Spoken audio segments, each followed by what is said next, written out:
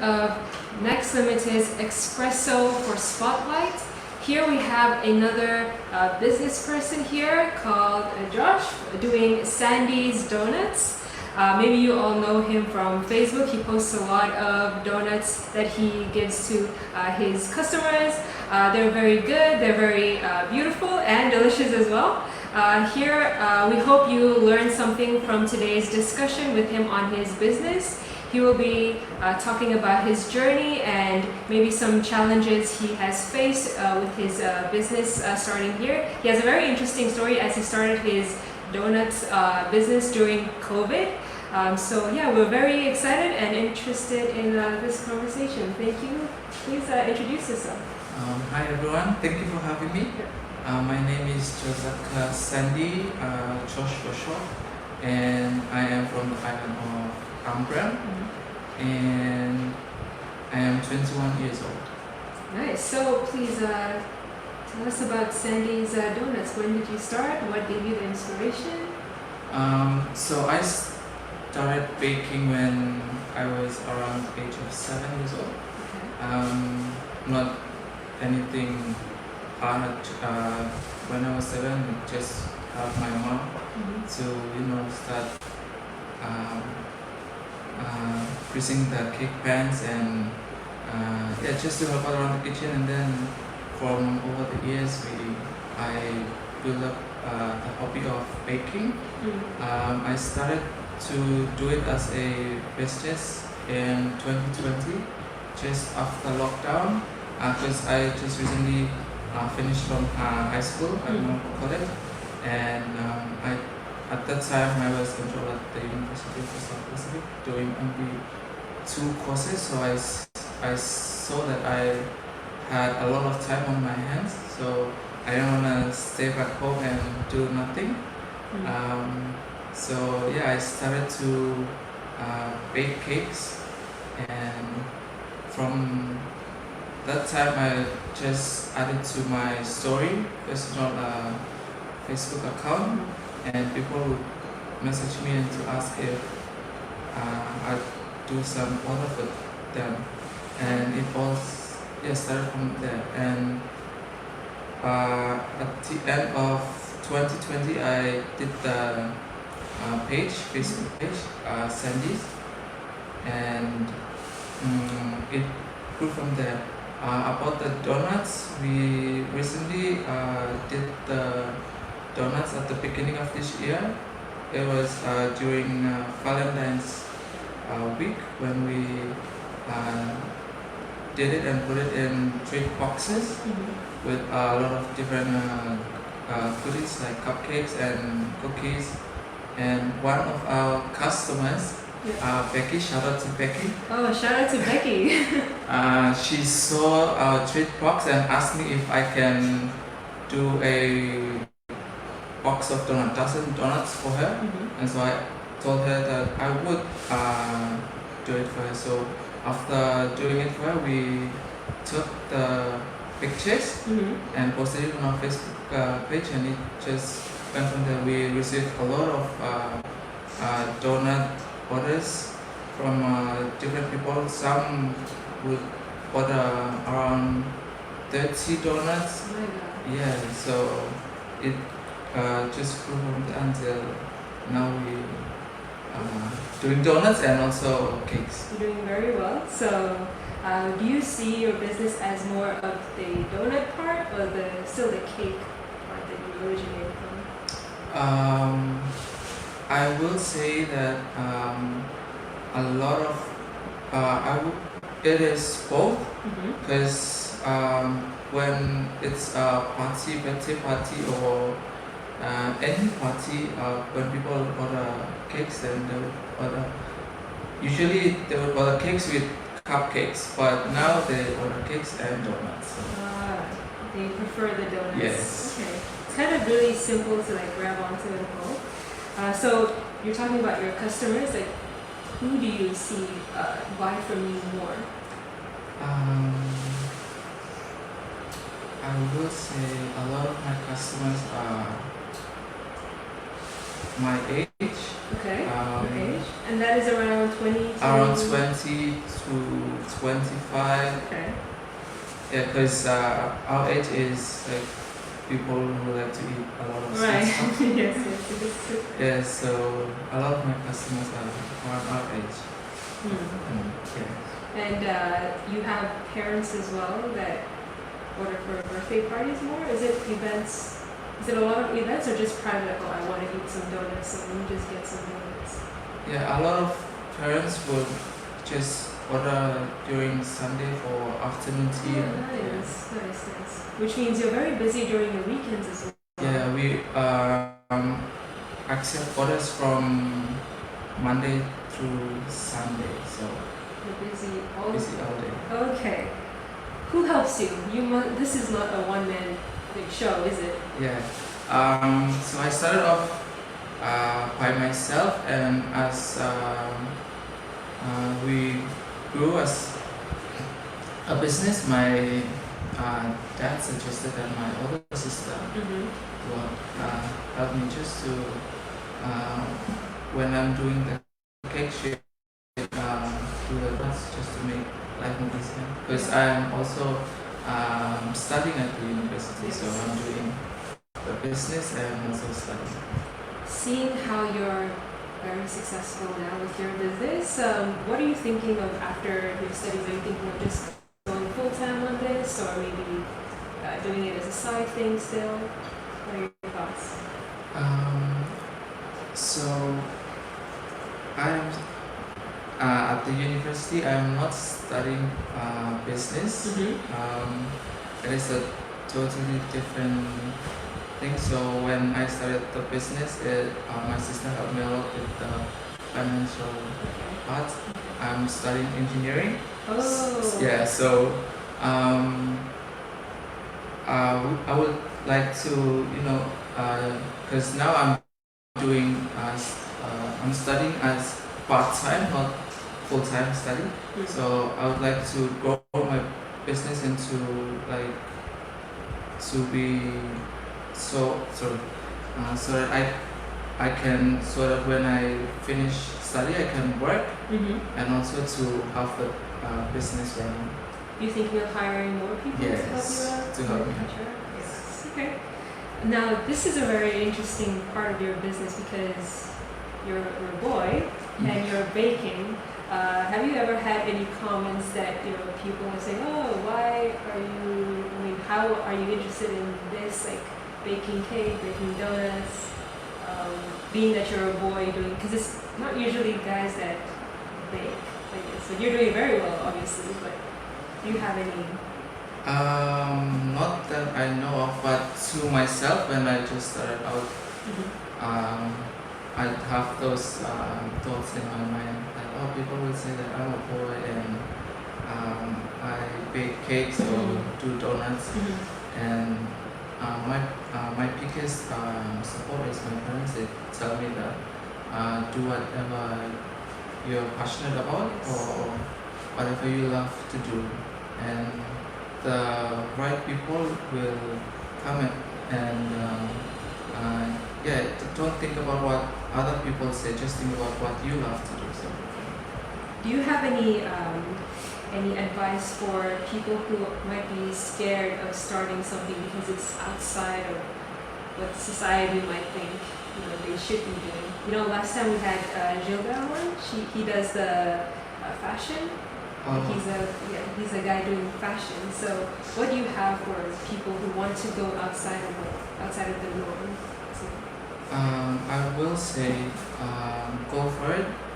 Don't think about what other people say, because their opinion of you shouldn't tell you what you're supposed to do. Like I said, be passionate about what you're doing, and also to have a good support system. Like if it is your parents or your friends, then that is all you need to start off whatever you want to do. That's perfect. Nice. How about challenges that you faced since starting this business of yours? Do you have any big ones, or has it been smooth riding all along? Challenges. I will say the only challenge that we're facing is the prices of goods going up. Yeah, and during this pandemic, where well, because we started during this pandemic, and we wanted our customers to be able to buy things like with good quality but lower price. So that is why we uh, did our cupcakes. Like for one cupcake, it's only 70 baht, and yeah, it is because of that. And also for our cakes, we have 2 layered cakes that are 1,500 upwards, and so we wanted to help people that even if they're busy or if they're working and don't have that kind of money to buy a large cake from any grocery shop like a Omache, but that still be able to get a more cheaper and affordable one. Plus, it looks good too. How do you keep your? I'm sure people would like to know. How do you keep your quality very high? Like, how do you check it? Do you just go on the reviews, or do you sometimes experiment? So every time we bake cakes, we would do a little bit of checking. So if our cakes are like it has stones or it presses a little bit, but when we level them, we'll check for the quality, make sure that it tastes good before we ice them and give them out to our customers, and that includes our donuts. Before we every batch of donuts, or like we have to taste one first. So they have nothing to worry about. You're making sure everything tastes perfect. Yes. Okay. Is it your decorations for the donuts? What inspires you? Do you have any inspiration for like a baker or a cook that you look up to? It is not like a baker or a decorator. I just look it up on Pinterest. I love Pinterest. Helps me a lot, and also TikTok. Okay. So I go on there and just search for donuts and get my inspirations from there. Nice. And do you have any an accident, like a big accident on an order? Have you ever had one where somebody's not satisfied, or? Yes. You had one? How did you handle that? I have one. So one of our first time customers, she ordered a cake, and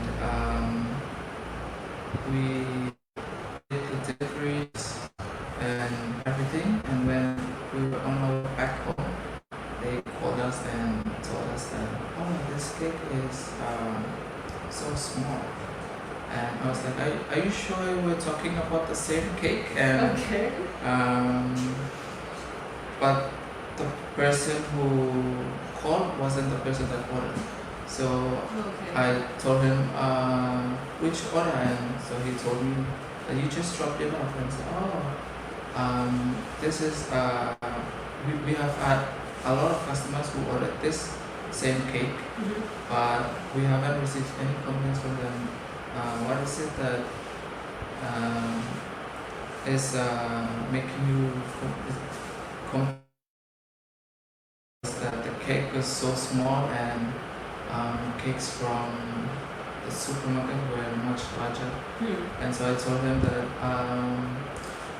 so do you want to return the cake, or have you guys eaten the cake? Because I can just come back and collect the cake and give you your money. And he goes off and was just like, oh, I can bake cakes, I can do it better than you. And I was like, oh, okay, then why didn't you do it yourself? And so I told him that if you wanted to complain, if it is your wife that had ordered the cake, then I would suggest that she'd be the one to complain, because she made a deal with me and not you. So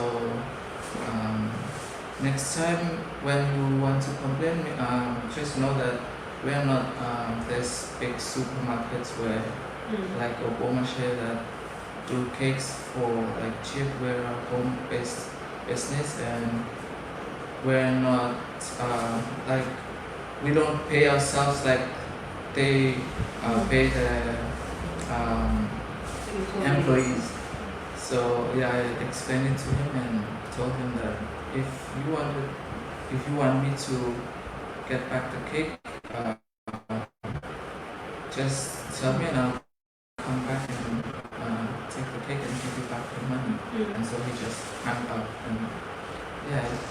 So just so we're clear, it wasn't your mistake. Yeah. It was the customer's It was mistake. the customer's mistake. Sorry, one more experience, but this one was just this Sunday. Oh, it's recent. It was recent. Okay. So we did a 2-tiered cake, and it was with whipped cream. Okay. And we did the cake. They came and picked up the cake. So we did the bottom layers at night, so it had time to set in the freezer. But the top layer we did it in the morning, so we didn't have time to put it in the freezer. So when they come and pick it up, on their way home, the cake the whipped creams were melting. So we were at church and they called us and said, "Oh, the cake is falling down. The top tier is falling down. So how do